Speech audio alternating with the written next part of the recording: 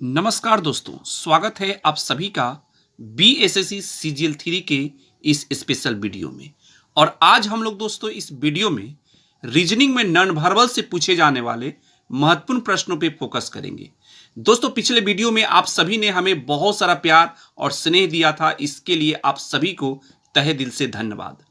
दोस्तों बहुत सारे हमारे जो दोस्त हैं, भाई हैं, उन्होंने कमेंट करके हमें बताया था कि सर रीजनिंग में नॉन वर्बल से पूछे जाने वाले महत्वपूर्ण प्रश्न बताइए जो इंपॉर्टेंस है। तो दोस्तों हम आपके लिए जो नॉन वर्बल से पूछे जाते हैं सबसे ज्यादा प्रश्न, वैसे महत्वपूर्ण प्रश्नों को हम इस वीडियो में कराएंगे।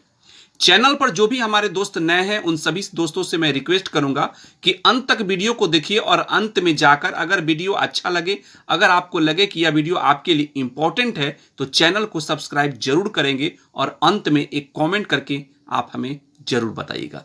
देखते हैं दोस्तों सभी प्रश्न को जो आप सभी के एग्जाम के लिए इंपॉर्टेंट है। दोस्तों प्रश्न है, वह वैकल्पिक आकृति ज्ञात कीजिए जिसके भाग के रूप में आकृति x है। यानी दोस्तों यह जो आकृति जो x दिया गया है, यह x आकृति किस ऑप्शन में आपको दिखाई दे रहा है। ये चार जो ऑप्शन दिए गए हैं, ये चारों ऑप्शनों में आपको देखना है कि x आकृति जो ये है यह किस आकृति में आपको सम्मिलित है, यह हमें बताना है। तो दोस्तों इसे देखिए यहां ध्यान से, x आकृति जो है यह इस प्रकार का है, ठीक है। और इसमें देखिए दोस्तों, तो इसमें आप देख सकते हैं कि इसको हम ऐसे कर सकते हैं, फिर ये ऐसे है, फिर ये ऐसे है, फिर इसको ऐसे और ऐसे करके तब ऐसे है। यानी दोस्तों यह ऑप्शन 1 में पूर्ण रूप से आपको यह दिखाई दे रहा होगा। इसमें अब रही बात ऑप्शन 2 में क्यों नहीं है, तो दोस्तों ऑप्शन 2 में देखिए कि यहां गैप है, यानी पूरा लाइन नहीं है, तो ये ऐसे भी ये नहीं होगा क्योंकि ऊपर तो ये पूरा लाइन है और यहां ये गैप है, तो ये नहीं होगा।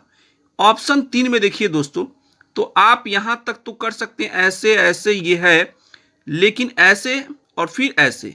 लेकिन दोस्तों जब नीचे आइएगा तो नीचे फिर देखिए कि यहां गैप है, जबकि यहां होना चाहिए पूरा। तो इस प्रकार दोस्तों ये भी आपका गलत है। यानी दोस्तों यह स्पष्ट हो गया कि ऑप्शन 1 जो है यह बिल्कुल सही है, जो कि ऑप्शन 1 में आकृति x जो है वह पूरी तरह से इसमें सम्मिलित है। उम्मीद करता हूं दोस्तों कि आप इसे समझ गए होंगे। ऑप्शन 1 यानी देखेंगे ऑप्शन 1 जो है वह किस ऑप्शन में है, तो ऑप्शन ए में है और यही आपका करेक्ट आंसर होगा। देखते हैं अगले प्रश्न को। अगला प्रश्न है दोस्तों, उत्तर आकृतियों में से एक उपयुक्त आकृति का चयन कीजिए जो प्रश्नवाचक चिन्ह वाट का स्थान ले ले। दोस्तों ध्यान से इसे देखिए और फिर देखने के बाद आपको बताना है कि प्रश्नवाचक चिन्ह जो वाट की जगह पर कौन सा ऑप्शन सही होगा। तो दोस्तों यहां देखिए, पहले फिगर और दूसरे फिगर को ध्यान से देखिएगा। इसमें दोस्तों देखिए कि यहां ये क्या है कि स्क्वायर है और यहां ये सर्किल है, ठीक है। तो ये 3 बार ऐसे करके राउंड किया हुआ है जो सर्किल है। और जब दूसरे फिगर में क्या हुआ है कि ये सर्किल को ये बाहर कर दिया, यानी ऊपर कर दिया गया। यहां देखिए तो 3 बार ये राउंड था, लेकिन ऊपर जब किया तो 1 बार राउंड किया, ठीक है। लेकिन ऊपर जो स्क्वायर था दोस्तों, उसको जब नीचे लाया तो ये 3 बार राउंड था, तो ऊपर वाले जो स्क्वायर है इसको यहां 3 बार राउंड कर दिया। यानी दोस्तों ठीक ऐसा ही संबंध यहां भी होना चाहिए। तो दोस्तों यहां देखिए, ऊपर आपका ये ट्रायंगल है और नीचे इस प्रकार का ये लाइन है, एल टाइप का ये बनाया हुआ है। तो ये ऊपर जाएगा, है कि नहीं, ये ऊपर जाएगा और ये नीचे आएगा। लेकिन नीचे क्या गो है, 1 2 3 3 गो है, तो ऊपर जाएगा तो 1 हो जाएगा, क्योंकि देखिए यहां 3 बार ये राउंड किया हुआ सर्किल था, तो ऊपर गया तो 1 बार हो गया। तो यहां एल टाइप का जो ये लाइन है 3 गो, ऊपर जाएगा तो 1 ना होगा, तो ये तो यहां 2 गो है, यहां 3 गो है, यहां तो है ही नहीं, यानी कि यहां 1 है।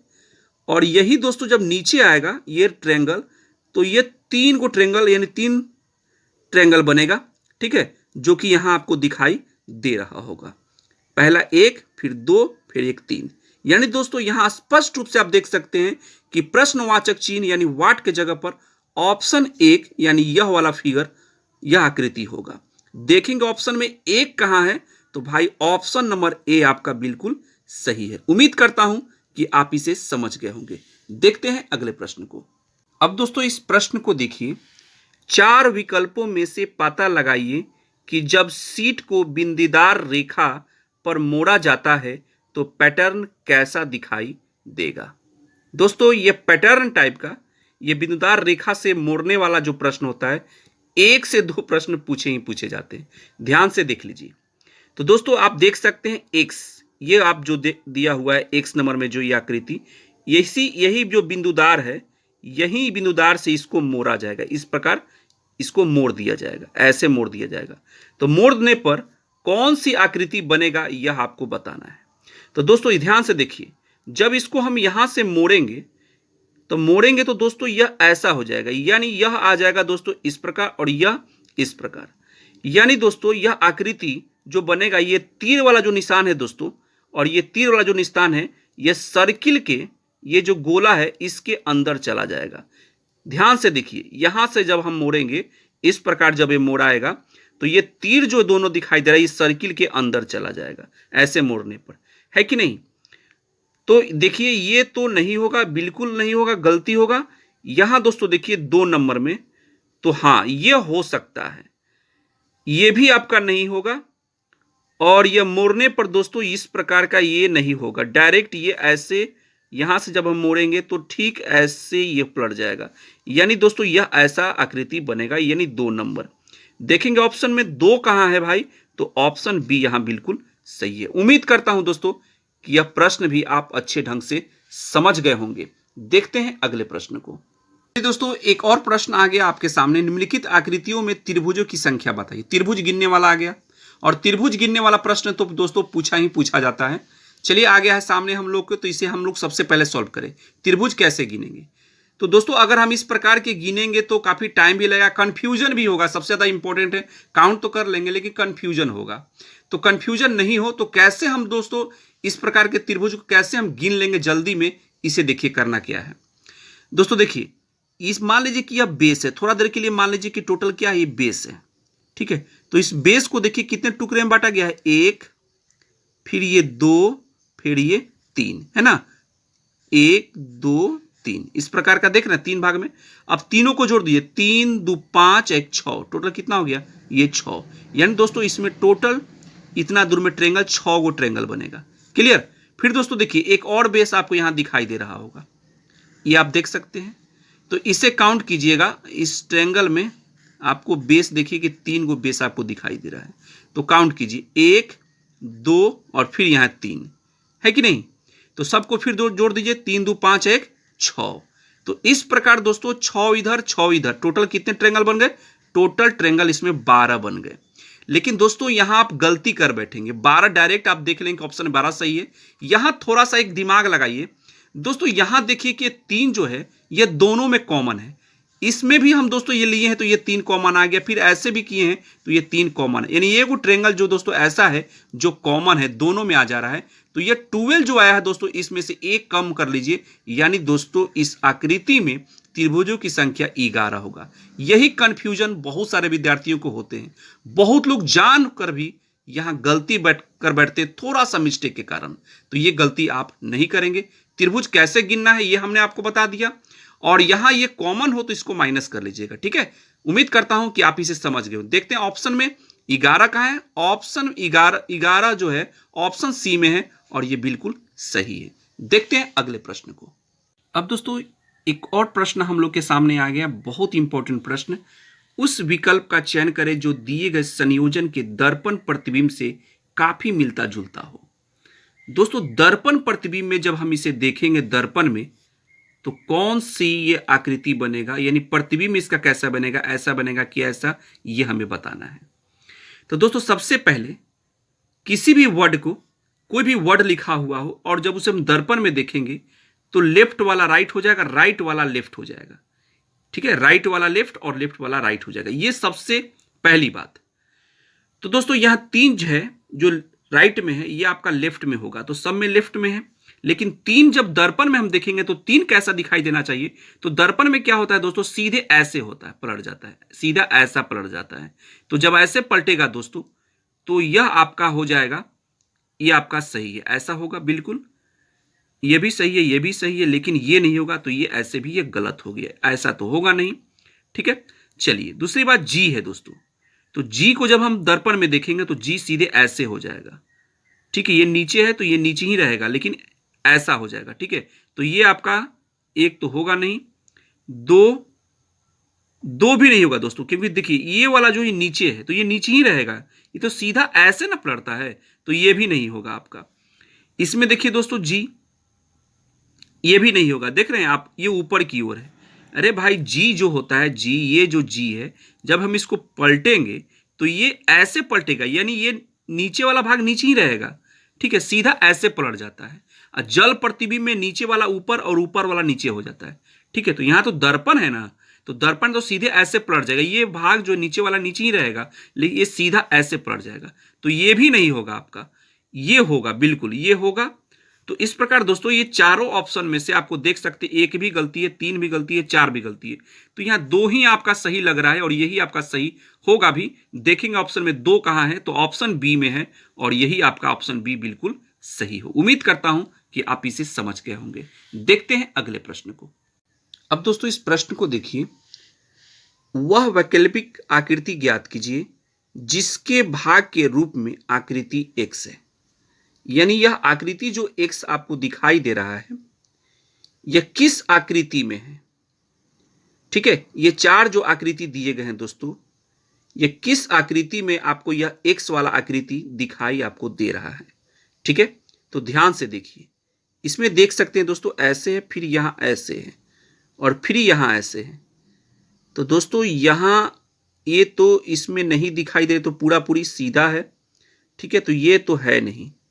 दूसरी बात दोस्तों, यहां देखिए ये ऊपर है, लेकिन ये वाला भाग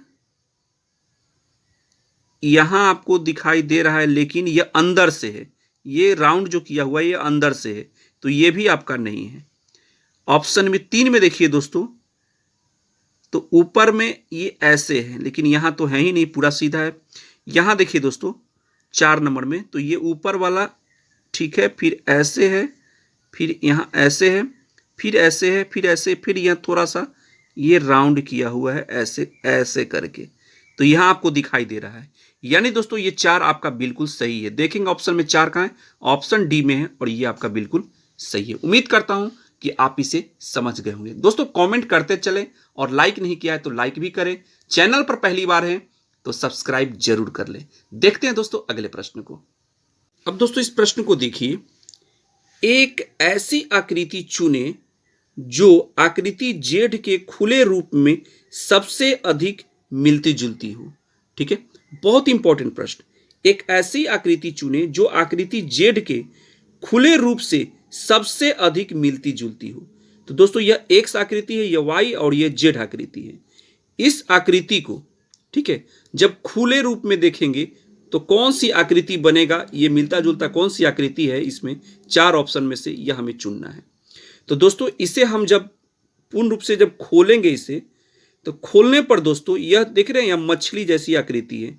ठीक है, तो ये दोनों तरफ मछली का ये पंख, ये नीचे वाला दिखाई दे रहा है, ये ऐसे भी गलती है, ये भी आपका नहीं होगा, ये दोनों में हो सकता है। ठीक है, तो सबसे पहले जो गलती उसे काट दी हमने, ये तो होगा दोनों नहीं। 3 और 4 की बात है। तो दोस्तों जब ये खोलेंगे तो ये मुख जो इसका है बाहरी की ओर है, तो बाहरी ओर मुख है, देख सकते हैं ना, तो बाहरी ओर ही रहेगा, अंदर की ओर नहीं होगा। तो इसमें देखिए दोस्तों ये अंदर की ओर किया हुआ है, तो ये भी आपका गलती है। ऑप्शन नंबर ये 3 नंबर जो दोस्तों यही होगा। तो देखेंगे ऑप्शन में 3 कहाँ है भाई, तो ऑप्शन सी में है, और यही आपका बिल्कुल सही है। उम्मीद करता हूं कि आप इसे समझ गए होंगे। देखते हैं अगले प्रश्न को। दोस्तों इस प्रश्न को देखिए, वह आरेख चुनिए जो नीचे दिए गए वर्गों के बीच के संबंध का सही निरूपण करता है। शहरी लोग, शिक्षित, मेहनती। सही से दोस्तों इसको संबंध को देखना है कि कौन सा संबंध सही होगा। शहरी लोग है, शिक्षित है, मेहनती है। तो दोस्तों सबसे पहले समझिए बात को, शहरी लोग शिक्षित भी हो सकते हैं, मेहनती भी हो सकते हैं, और शिक्षित लोग शहरी भी हो सकते हैं, मेहनती भी हो सकते हैं, और मेहनती लोग शिक्षित भी हो सकते हैं, शहरी लोग भी हो सकते हैं। यानी दोस्तों यह सब एक दूसरे से मिलता जुलता है। तो इस प्रकार दोस्तों सही संबंध जो होगा ऑप्शन सी होगा। ठीक है, और यही आपका सबसे करेक्ट सही संबंध को निरूपित करेगा। उम्मीद करता हूं दोस्तों कि आप इसे समझ गए होंगे। दोस्तों और भी अगर हम वीडियो क्वेश्चन को ले तो वीडियो काफी लंबा चौड़ा हो जाएगा, तो हम आपको पहले ही बताते कि जो इंपॉर्टेंट क्वेश्चन है हम आपको वही करा रहे हैं। और रीजनिंग के लिए दोस्तों हमने आपको बेहतरीन से बेहतरीन वीडियो जो बनाया है, जो स्पेशल जो दोस्तों 5 मार्च के एग्जाम के लिए सभी वीडियो हम आपके लिए जो बनाए हैं, अभी तक आपने वो नहीं देखा है तो प्ले लिस्ट में जाकर भी देख सकते हैं, या उस वीडियो का लिंक आपको इस वीडियो के डिस्क्रिप्शन में मिल जाएगा। दोस्तों ये थे नॉन वर्बल से पूछे जाने वाले कुछ महत्वपूर्ण प्रश्न जो आपके एग्जाम के लिए बहुत ही खास और इंपॉर्टेंट है। दोस्तों अभी तक आपने इस चैनल को सब्सक्राइब नहीं किया है तो चैनल को सब्सक्राइब कर ले और लाइक करें और कमेंट करके आप हमें बताएं कि आपको ये वीडियो कैसा लगा। मिलते हैं दोस्तों अगले वीडियो में मैथ के साथ। तब तक दोस्तों अपना ध्यान रखिए और बेहतरीन ढंग से दोस्तों तैयारी कीजिए ताकि आपका एक सीट रिजर्व हो जाए। तब तक ले दोस्तों जय हिंद, वंदे मातरम।